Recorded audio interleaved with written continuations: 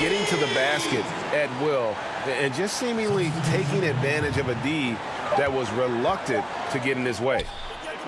He got it! Oh, it's good. It's good. I can't believe this. How in the world can you end the game on a shot like that? And so the big win by Miami in a tight game. That was a fun night of basketball and fabulous finish as they continued to wait out until the very last moment to seal. And there are so many times when you see these tight games won at home, that advantage of having that crowd behind you oftentimes is the ultimate X factor. Let's meet the starting lineup of the visiting Miami Heat. At shooting guard, Dion Waiters. At center, Bam Adebayo. At the other guard position, Goran Dragic. At power forward, Kelly Olynyk. At the other forward position, Jimmy Butler. The head coach of the visiting team is Jared Spoelstra.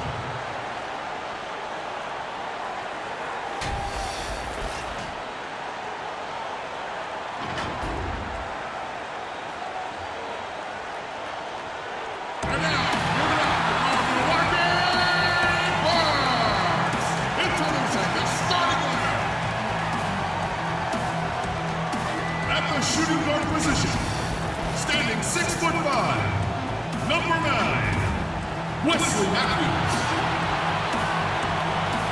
At center, 7 feet, number 11, Brook Lopez. At small forward, standing 6'8", number 22, Chris Middleton. The other guard, 6 feet 1 inches, number 6, Eric Bledsoe.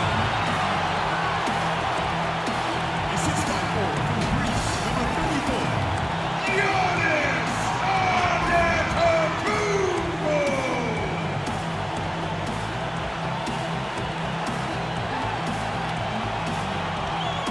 The head coach of your home team is Mike Budenholzer. Once again, your Milwaukee Bucks. Welcome, everyone. Thanks for tuning into 2K Sports. We've got some NBA action for you coming up.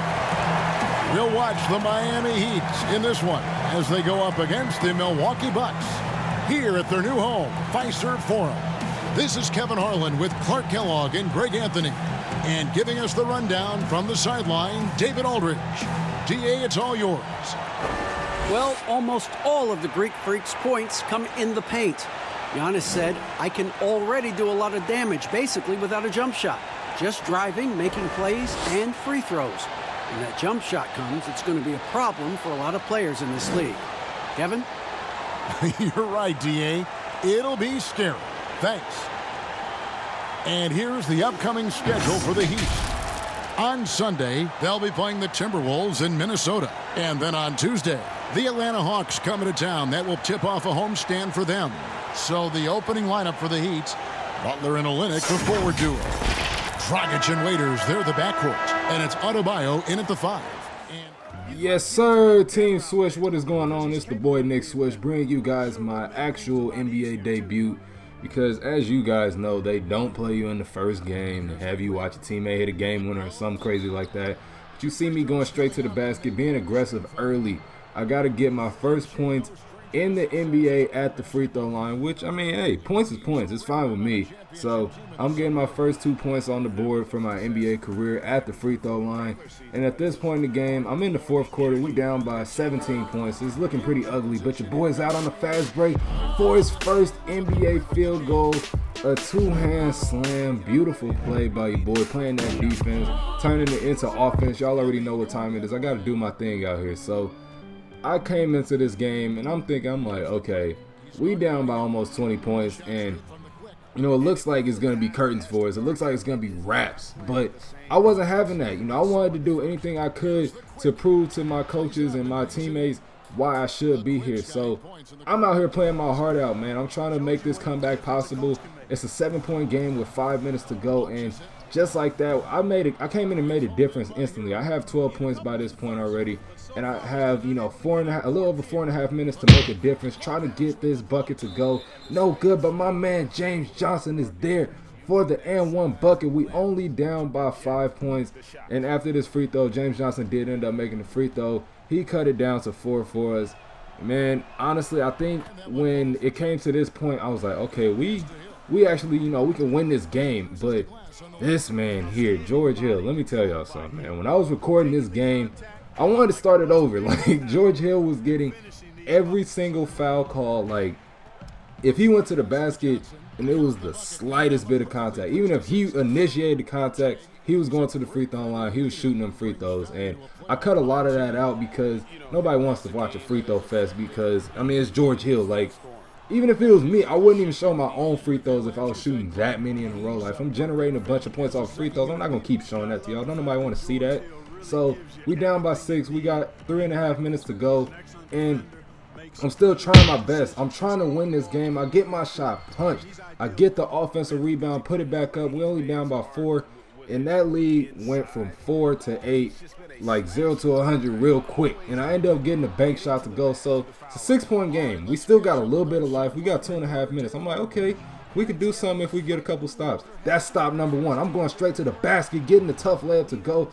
That should have been an and one. Now, if that was George Hill going up with that shot and I was on him like that, he would have been shooting free throws. He would have been at the free throw line, and I just would have been irritated. So we down by 3. It's a minute and a half remaining. I'm going straight to the cup, slamming it down with 2 hands off of 1 leg.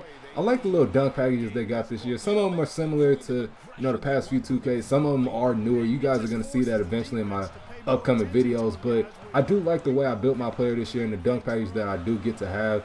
And hopefully when I get my dunking boost, my attribute boost, I can have better dunks. But we get the steal again. James Johnson slams it down.